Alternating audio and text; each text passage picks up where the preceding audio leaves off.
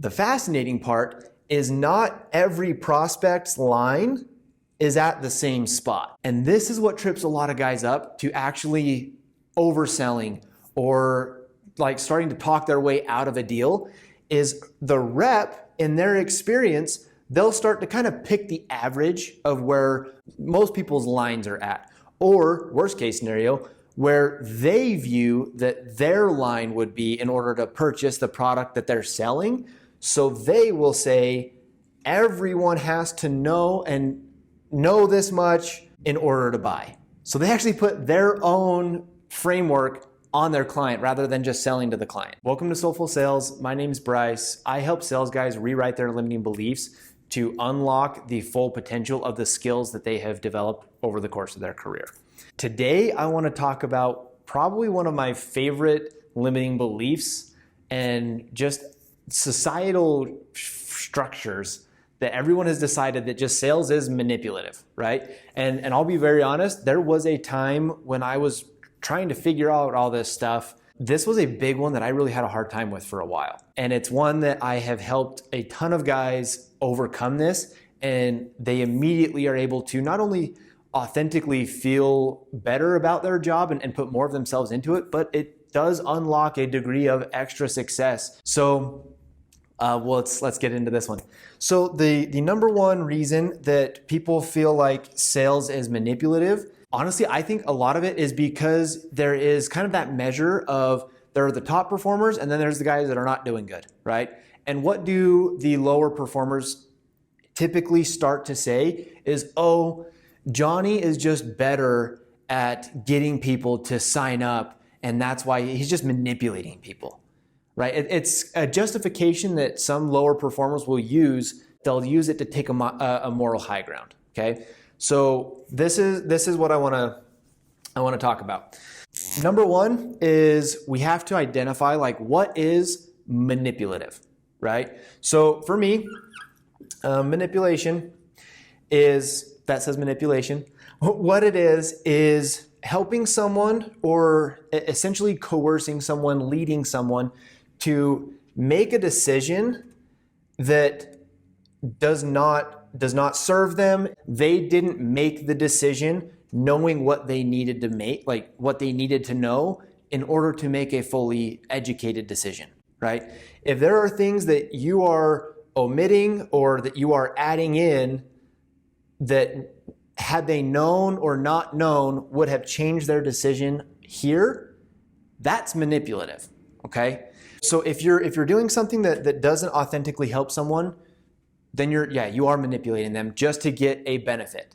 Now, there's another side of this that some people have the limiting framework where they took the story that them benefiting from something is negative, right? Some of us feel bad getting what we want.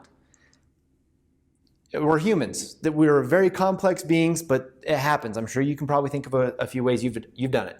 Getting back to sales is manipulative. Next, I want to talk about where some guys, what we'll do, and I found myself especially doing this a lot because of some other mental frameworks of like making things harder than they are. I've got a video about that. What we do is we'll enter in that extra resistance because of how we feel about the decision. Okay, so let me explain that a little bit. In sales, there is a end objective, right? We are there to present a product, a solution, a service, and if they find the value that is commensurate with that product, they'll buy it, right? They'll give you money. This is an energetic exchange. At the very core of everything is just energy, right? I am either saving you time, energy, emotions, money, whatever it is, and because of that, you're giving me money that you spent your energy to get, okay? So we'll talk about that's a deeper concept. We'll talk about that another day. But back to this, so we all start the sales process at square one, right? The interesting thing is there is a line that every prospect has to cross in their own minds in order to give you the money, okay? The fascinating part is not every prospect's line is at the same spot. And this is what trips a lot of guys up to actually overselling or like starting to talk their way out of a deal is the rep, in their experience, they'll start to kind of pick the average of where most people's lines are at. Or worst case scenario, where they view that their line would be in order to purchase the product that they're selling. So they will say, everyone has to know this much, whatever it may be, in order to buy. So they actually put their own framework on their client rather than just selling to the client, okay? So here's what's interesting. What our job is as sales guys, and this really helped me let go of a lot of that, oh, I'm manipulating people type energy, is all we are doing is helping that client say, okay, you know what? All right, Mr. Bradford, your line is right here. But in between where we are now and your line that, hey, this is what I want to know, this is what I want to see in order to buy your product.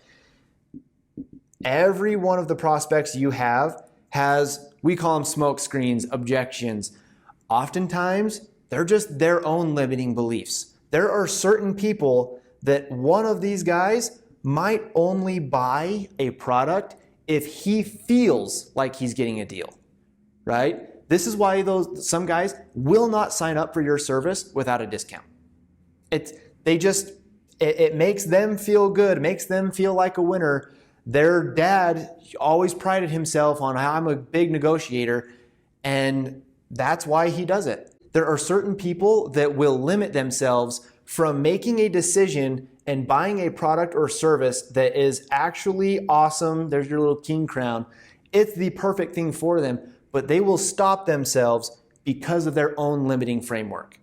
Our job as sales guys is to help them overcome and remove whatever little mental frameworks and objections, smoke screens, that they have that are not actually real, that are not rooted in the reality of their situation. We want to help them walk up to this line, look at it, and say, you know enough. You now know enough. You have crossed this line.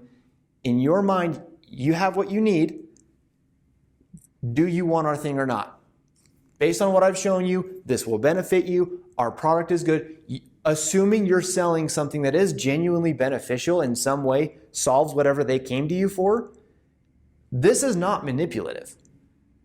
This is helping someone make a decision, as long as, and this is why I'm big on removing your own resistance to the situation, as long as you can genuinely walk them through this process completely detached from whether they do it or not. And those are the guys that are really, really, really good at their job. And what's funny about this is a lot of younger sales guys, they'll look at the guy that has all the money and they're like, oh, well, geez, that's why he's happy. That's why he's a top performer. He's just vibing. He's just doing his job how he wants to do it. And they fail to recognize that it's because this person is this way. They were this way before they started. There are new guys that you can tell they're going to be a killer. It's just a matter of time until they get the results to prove and to demonstrate and show you in their book of business, hey, this is how I go about things, and it works for me.